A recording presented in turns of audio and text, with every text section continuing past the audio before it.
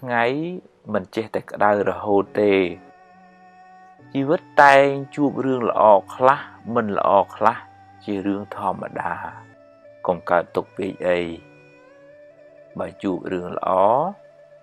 ទទួលយកទៅតែកុំជួបពេកអីហើយបើជួបរឿងមិនល្អប្រឹងដោះស្រាយទៅ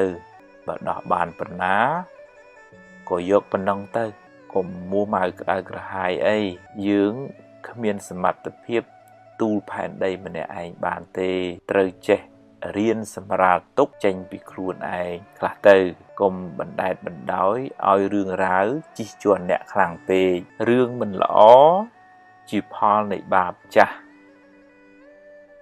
រីឯភាពមួម៉ៅក្តៅក្រហាយជាបាបថ្មីដែលធ្វើឲ្យអ្នករឹងរឹតតែក្តៅក្រហាយរឹងរឹតតែកើតទុក្ខបន្ថែមទ្រាំទៅថ្ងៃមិនចេះតែក្តៅរហូតទេគង់នឹងជ្រេទៅភ្លើងក៏មិនចេះតែឆេះរហូតដែរគង់តែនឹងរលត់ទៅយប់ក៏មិនចេះតែងងឹតរហូតដែរ